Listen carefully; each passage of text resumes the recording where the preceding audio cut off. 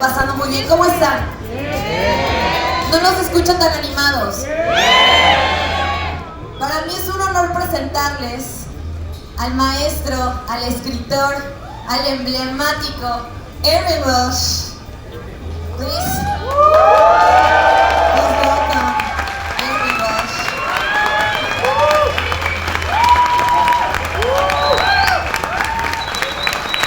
Y por favor también démosle la bienvenida a nuestro querido amigo Eduardo Rabasa. Un fuerte aplauso por favor también. Vamos a presentar esta nueva novela de nuestro querido Irving, Cuchillos Largos, Los Cuchillos Largos. Esperemos que lo disfruten mucho y sean bienvenidos a su feria Filco 2026.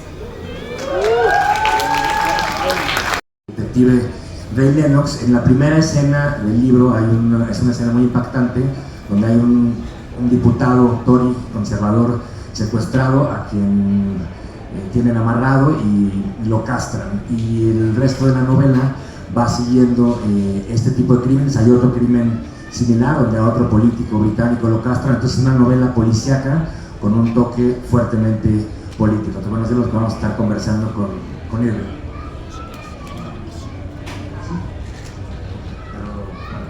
Okay, so I was just telling them that this is a second installment of a crime trilogy, and in the first scene we witness how a politician is tied up and is castrated, and the detective Ray Lennox has to follow these crimes. There's a similar one then after. So I wanted to ask you, what made you decide to write about these crimes, and how there's a very political angle, I think, in this novel. What made you choose this subject?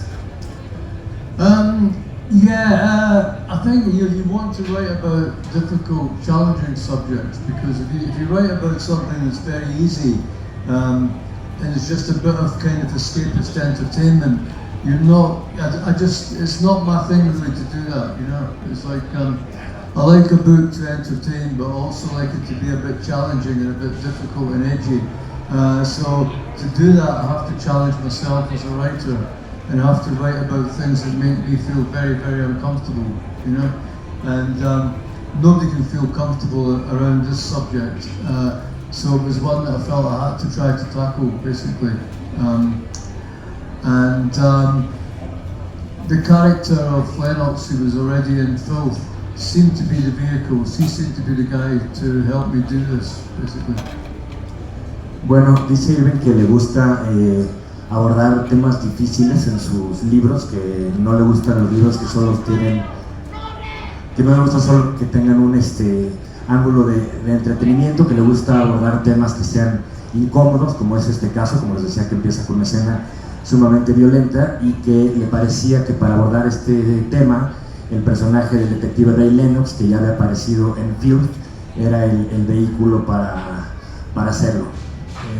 And so how is it different for you, Irving, to write in this case about a crime novel that centers about crimes, as opposed to other series like the Trainspotting books, where you have like not loose story, but somewhat more loosely connected stories about characters that seem to drift, and whereas here everything hovers around a crime. Should I translate the... It's a strange book for me to write in a way. It's a strange character because he's not really, you know, he is kind of an outlaw in some ways, but he's a cop. But he's not really a cop. He's a guy who suffered abuse as a kid, and now he's taking revenge on sex abusers through being in the police forces, he's weaponizing the state basically to meet his ends in that way. So he's quite a complicated character because he's quite anti-establishment, but he's using the establishment powers to meet his end. So I wanted to write a book that was ostensibly about a guy who's solving a crime, but he's not really solving a crime. That's not the main part of it. he's really trying to, through solving that crime, he's trying to understand himself and kind of solve the mystery of himself, basically. Bueno, le preguntaba a Irving que cómo es escribir un libro de novela policíaca, en este caso que se centra en torno a un crimen, en comparación con novelas como Trainspotting, donde más bien se siguen como historias interconectadas de personajes que parecerían no ir a ninguna parte.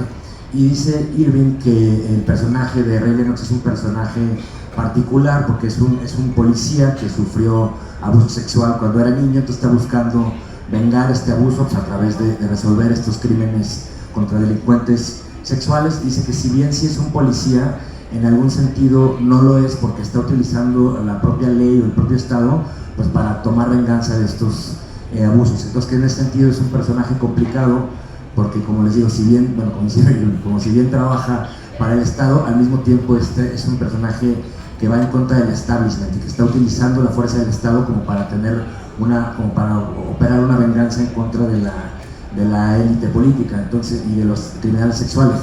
Entonces dice que si bien sí es una novela donde se trata de resolver un crimen, pero que al mismo tiempo el detective está tratando más bien de resolver sus propios dilemas, sus propios monstruos derivados de este abuso sexual que sufrió cuando era niño.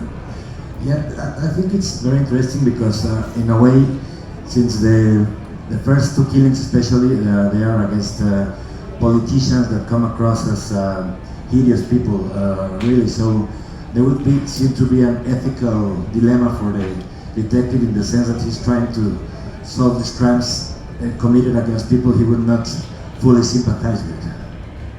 Yeah, and that's his dilemma. He has to solve this horrible, violent crime, but it's perpetuated against someone that he doesn't really like, basically. So he finds himself sort of sympathizing with the perpetrators of the crime. But because he's trying to solve the mystery of himself and his own abuse, and he realizes that this perpetrator of this crime has been abused in some ways, it actually intensifies his motivation to find the perpetrator of the crime, because he's less concerned. He wants these crimes to stop, but he's less concerned with bringing the perpetrator to justice. Is using the perpetrator to find out his own emotional landscape, basically, to learn about his own sort of emotional landscape and his own emotional responses to these crimes.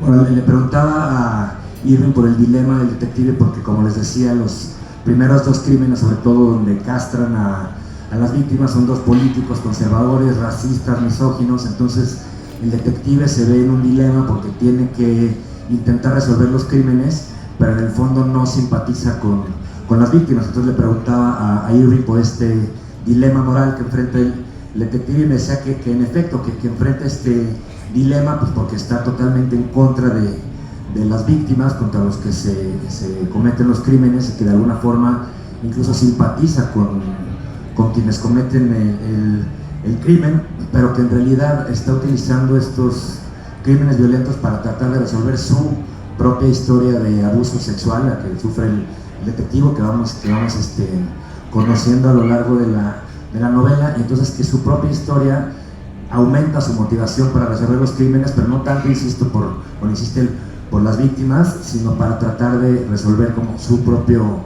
misterio. And in that sense, how do you prepare to write about such a difficult? But I wanted to write it from the point of view of somebody who survived sexual abuse, and I do know one or two people in that kind of place, that horrible place. But I didn't want to approach people that I knew. I wanted to do it through professional services, if you like. So I got in touch with therapists and social workers, kind of counsellors, and I was able to, this sexual abuse survivors group, there was one that I went to in Yorkshire in England, and one that I went to in Miami, and they were incredibly generous with letting me get into that group and hear their stories, very generous with their time. and incredibly open as well about the things that had happened to them and how they'd got through these things and come out the other side, basically, and reordered their lives. So it was very, very kind of inspiring, basically, and I wanted to get the character as someone who was damaged, but was defiant and was trying to find a way through this mess, this psychological mess that they've been in, through all sorts of ways, through vengeance, through just repressing it and getting on with it, through therapy, through trying to understand this whole kind of this whole thing in different ways. So Lennox as a character is trying to deal with what happened to him and the trauma that he sees in other people that he's investigating. He's trying to deal with that, and he's trying to do it in all sorts of different ways. Bueno, le preguntaba a Irving cómo se había preparado para escribir sobre un tema tan delicado como abuso sexual infantil, que les digo que es lo que le sucede al detective y es como una fuerza que motiva toda su búsqueda a lo largo del libro. Dice Irving que en efecto es una experiencia muy personal y que él quería contarla desde el punto de vista de quienes sobreviven a este tipo de abuso, entonces que acudió a profesionales, de trabajadores sociales que han trabajado con víctimas de abuso sexual en lugares como Yorkshire o Miami, y dice que fueron muy generosos con su tiempo, que le contaron las historias y que fueron muy abiertos para ayudarlo a prepararse a poderlo comprender, y pues que resultó muy inspirador trabajar con esta gente que había ayudado a víctimas de abuso sexual.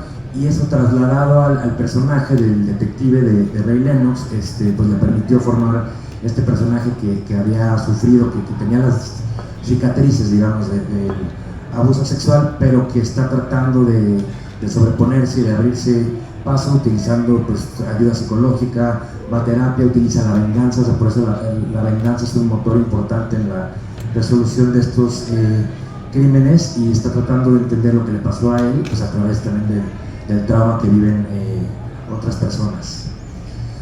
And I also wanted to ask Irving that I think that even though it's in a way a crime novel, but politics are also very important from the beginning, because the first two victims are politicians, and then we learn that there is a connection even with an Iranian character who's taking revenge on the British establishment, to mention in a way. So I wanted to, and then at different points in the novel, the detective and also the criminals complain about the injustice of the contemporary system and how it is rigged in favor of the establishments. So I wanted to ask if you could share with us the political angle of the novel. I mean, well, the political angle of it is just the manifest reality that we find ourselves in, that the legal system and the law in general in these cases is a tool of the rich. It's not universally applied. I mean, you don't rich people who are accused of sexual abuse immediately pay off their victims and have these non-disclosure agreements and all that. So it automatically it lifts the whole thing into a two-tier system, so you see and occasionally when the heat gets too much, the establishment figures they'll offer up a sacrificial lamb, basically, and say this is just one bad egg in our sort of group we were very shocked about. But the whole point is that all we've done in the last 40 years is concentrate economic and political power in the hands of fewer and fewer people, and they basically live a life that's very different and detached from people, and they're in their own way, they're victims and they're abused by the system as well, because their soul's taken away from them. They're put into this place where they lack empathy with the rest of humanity, and they see the rest of humanity is basically something to be abused and farmed and ignored and patronised, and so they don't have that engagement with it. And the narcissistic control they have of the cultural and media agenda means that they can be continually bolstered and continually sort of have their egos massaged into this almost godlike kind of emperor belief that they can do no wrong, whatever they do, you know. So that's the world that we kind of live in, where corruption in that way is basically factored into the whole system. Bueno, le preguntaba a Irving por el ángulo, el costado político de la novela, porque les digo, desde el principio las víctimas hay una venganza en contra de políticos, y a lo largo de la novela tanto los que cometen los crímenes como el propio detective pues hablan de estas realidades políticas y se quejan de la élite británica o mundial un poco. Bueno, le preguntaba a Irving si nos podía contar un poco sobre este costado político de la novela. Dice, bueno, que aborda la realidad que vivimos en la actualidad, donde hay un sistema legal que está totalmente a favor de la gente rica, que cuando comete este tipo de crímenes, incluso abusos sexuales, pueden pagar, o sea, para liberarse. Entonces es un sistema que divide entre quienes tienen dinero y quienes no, que de pronto cuando algo es como muy notorio se ofrece una especie de cordero sacrificial y cae un rico, pero que en general esto no sucede. Y dice que en los últimos 40 años hemos visto una gran concentración del poder político y económico que ha hecho que estas élites estén completamente despegadas de la realidad. Dice algo muy interesante, que en un sentido también son víctimas porque pierden su alma, porque pierden la capacidad de sentir empatía con la humanidad y con ponerse en el lugar del otro, que tienen una personalidad totalmente narcisista, y como también controlan los medios de comunicación, pues esto alimenta un poco esta narrativa, y que literalmente se sienten dioses o emperadores, y que son pues como la cúspide de un sistema corrupto. Were you thinking at all about the Epstein case when you wrote this? Well, no. I mean, this is an old book now. It's about 3 back. This is what happens when you get translated into different languages. They all come out at different times in different linguistic territories.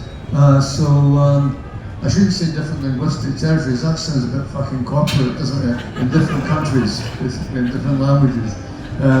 So there's the whole Epstein thing nobody knew who Epstein was then, basically, you know, hadn't sort of blown up. And but I mean, in Britain, it's just been such a huge thing in the culture for so long, and it's been now you have the Prince Andrew thing, that it's kind of really come home to the heart of the British establishment, but it was always passed off into just the entertainers first, like, you know, the BBC, Jimmy Savile, Rolf Harris, almost like the kind of the jokers in the court were kind of pushed to the forefront as the sacrifice, basically. But it's obviously now that they felt basically that Prince Andrew was maybe just so obvious and so blatant about it that he was the one that was it has to be the sacrifice. Maybe in the same way that Epstein was for the ruling class. He was the guy that he was the guy that was the kind of frontline fixer for all that kind of stuff. So he's the guy who's, you know, it was probably almost a tacit thing that we'll give you all this wealth, but you'll be our kind of fixer or go-between guy for all these sordid operations, and you'll fall on your own sword if anything goes wrong with us. Bueno, le preguntaba si había tenido en mente el caso Epstein cuando escribió este libro. Dice que no, porque es un libro antiguo, pero bueno, como las traducciones van apareciendo años después, pues apareció recién en español. Decía primero que cuando aparecían en distintos territorios lingüísticos, se les dijo, dice que no, que son más bien países, pero dice que no tenía en mente el caso Epstein, pero que bueno, en la cultura británica el caso del príncipe Andrew, que obviamente está siendo muy sonado ahora como parte del caso de Epstein, pues se conocía, ¿no?, desde hace mucho tiempo, y que incluso en programas, en la BBC, en programas de entretenimiento, era como una especie de broma, y que ahora que ha adquirido más notoriedad el caso, pues fue como una especie de cordero sacrificial, como probablemente dice es el propio Epstein para la clase dominante en Estados Unidos, ¿no? Dice que siempre ha sido como una cuestión tácita, que se entiende que se tiene riqueza para hacer este tipo de cosas, y bueno, que de vez en vez, como estamos viendo ahora, pues caen estas grandes figuras, pero que en realidad sigue siendo más o menos igual el mecanismo.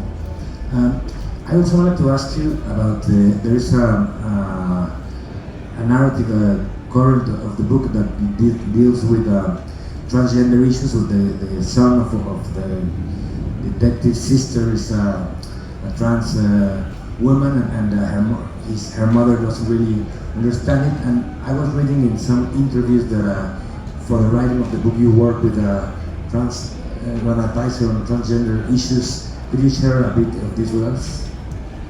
Yeah, the publishers, the publishers wanted.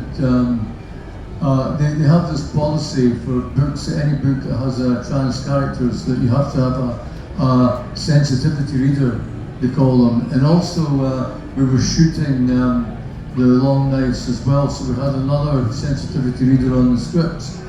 And I was initially quite hostile to this idea because I kind of regarded it as censorship, and I thought, like, the writer has to write what they want to write. But both the trans reader for the book and the trans reader for the scripts were absolutely brilliant. They were just so informative and helpful and cool about it. Because the whole thing is such a culturally moving picture, it's such a changing picture, that you have to try to get it right, basically. And that was all they were trying to do. They were trying to help me write the best book that I could by giving me more information about that culture. So it wasn't intrusive at all. It was helpful. It was like having two researchers working for you, and people who knew about all the emotional issues involved in this. So it was great. It was a really positive experience for me, and I didn't think it would be when I went into it, but I came out with a completely different set of view of it. Bueno, le preguntaba, es que en el libro hay una subhistoria que tiene que ver con una chica transgénero que es la hija de la hermana del detective, y bueno, es un tema que se repite y aparece a lo largo del libro. Pues en algunas entrevistas Irving contó que trabajó con un sensitivity reader, ¿no?, para abordar estos temas. Pues le preguntaba si nos podía compartir un poco la experiencia, y dice que sí, que el editorial tiene como política que si se van a abordar temas relacionados con transgénero hay que trabajar con estas figuras de lectores profesionales que poco asesoran y revisan el trabajo, y que además, como estaban haciendo también el guión de la serie de televisión, pues también ahí tocó trabajar con una figura similar. Dice que al principio él estaba un poco escéptico, que era un poco hostil a la idea, porque pensaba que era una forma de censura y que los escritores pues deben de poder escribir lo que quieran, pero que en la práctica fue una experiencia maravillosa y que le sirvió mucho, porque más como son temas donde pues está cambiando el panorama cultural constantemente, pues que era importante para él representarlo, escribirlo de manera acertada, contando con más información. Entonces que al final fue una muy buena experiencia, que no le resultó intrusiva y que pudo comprender incluso a nivel emocional mejor estos temas. No, not at all. I was surprised that, you think it is a contentious issue, and you think that there would be, but I think basically I probably would have if I hadn't had the sensitivity readers. If I didn't have the trans sensitivity readers, I probably would have got negative feedback, but I didn't, thanks to them, because ultimately we're all human beings, and what you want to do is, irrespective of gender or ethnicity or nationality, we all have the same thing going on. But what you want to do is you want to authenticate the experience of every character as much as you can. Bueno, le preguntaba que si una vez que se publicó el libro tuvo alguna reacción negativa por su abordaje de estos temas. Digo que no, que le sorprendió que no, pues porque son temas que se prestan al debate, pero que en realidad no, que no fue así. Y bueno, que fue en parte porque trabajó con estos lectores de sensibilidad o sensitivity readers que le ayudaron a abordar el tema de manera correcta, porque dice, bueno, como seres humanos pues todos somos, más allá del género, sexualidad o de temas identitarios, pues todos somos seres humanos, todos somos lo mismo, entonces que le parecía muy importante abordarlo de manera correcta y que, bueno, al parecer no generó, pues, controversia.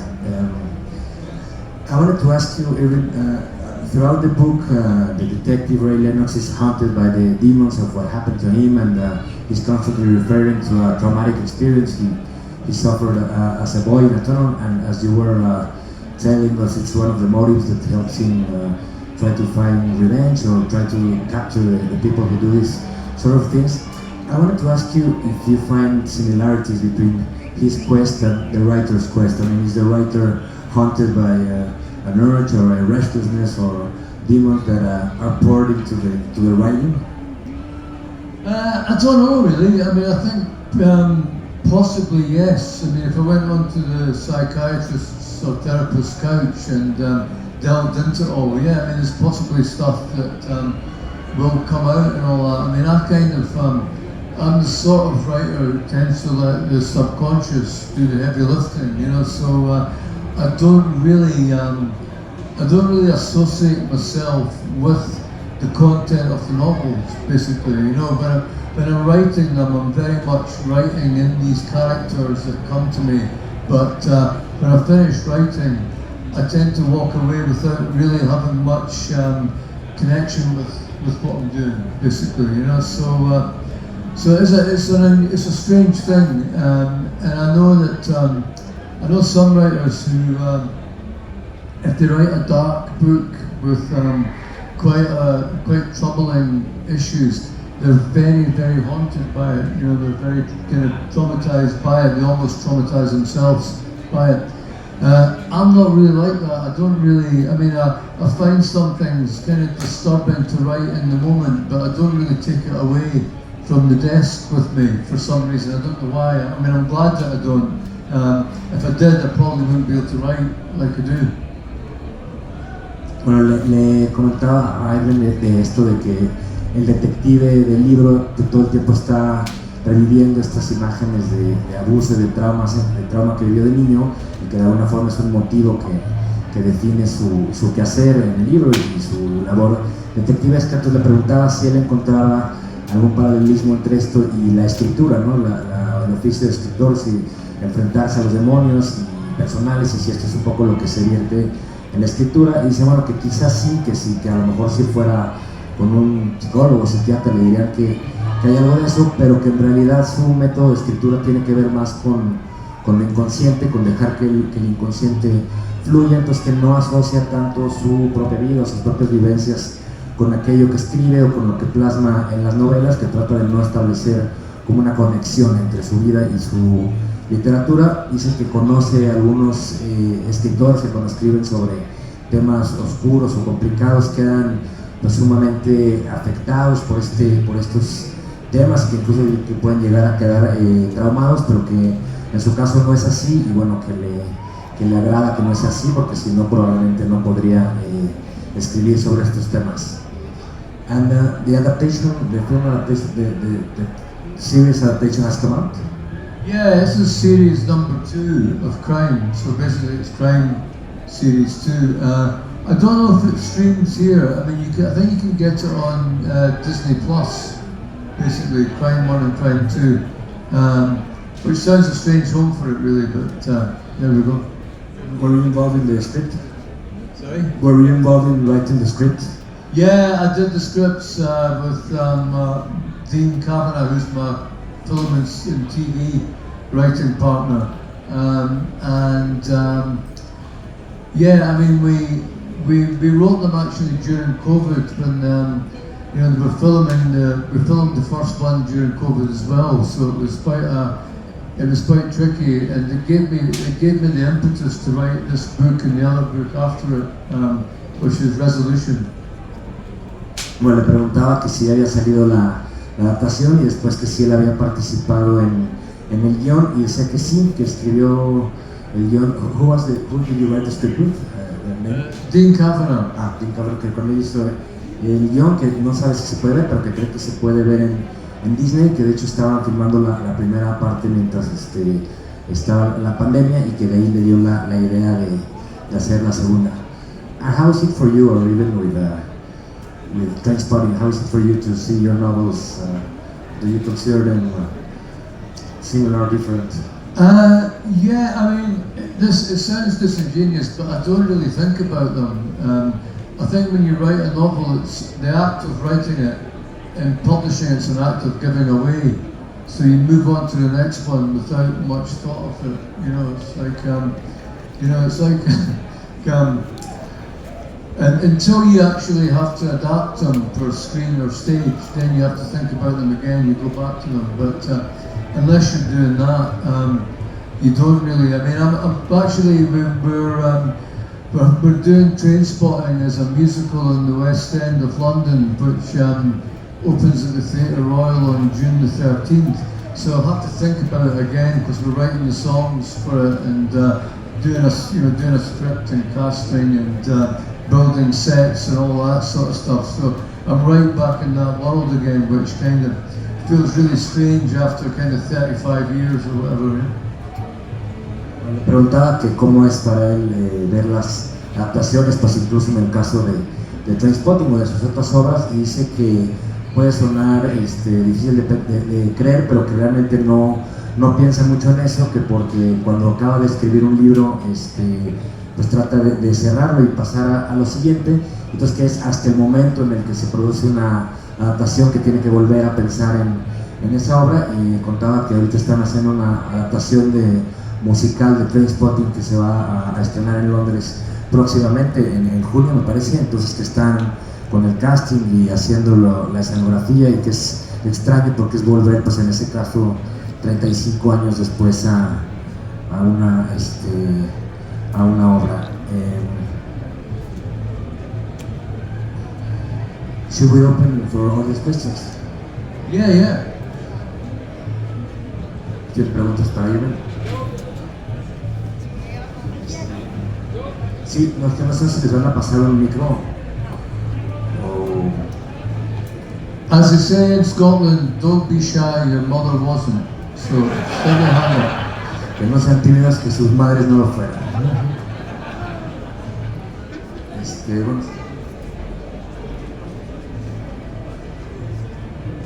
Brilliant, the guy in the hip strips first up. On the high knees. Yeah.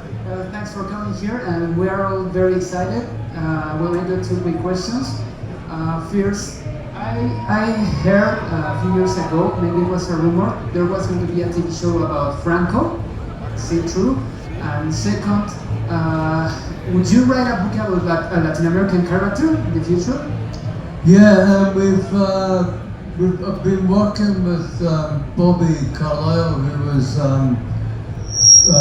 Franco in the Trainspotting film, and Frank Begbie, and a great director called Lewis Arnold, who's just done a big show in Britain.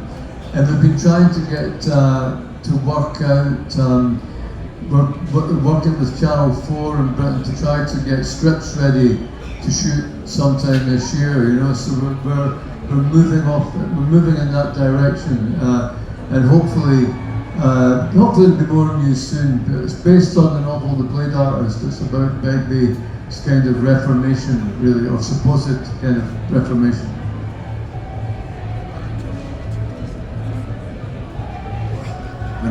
Bueno, le preguntaban que había escuchado la persona que nos preguntó que si iban a hacer una serie sobre el personaje de Franco, de Begbie, de Trainspotting, y dice Irving que sí, que ha estado trabajando con el actor que hace de Begbie, que es Bobby Carlyle, y que están en pláticas con el Canal 4, con Channel 4, para que se filme algo, o sea que se está moviendo en esa dirección, sobre una novela donde es como la rehabilitación o la recuperación de Francis Begbie. And I think he also asked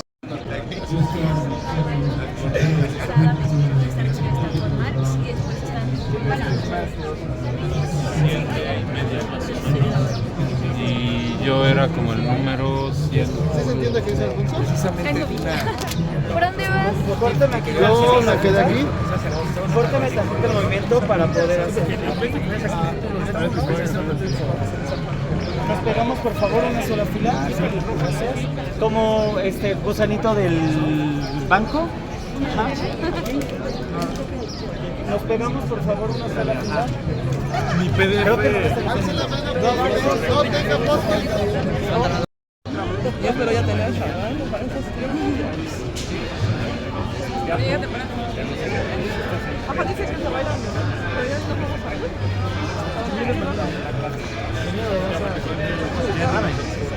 Ah, no, pero ¿qué quieres decir? No, no quiero que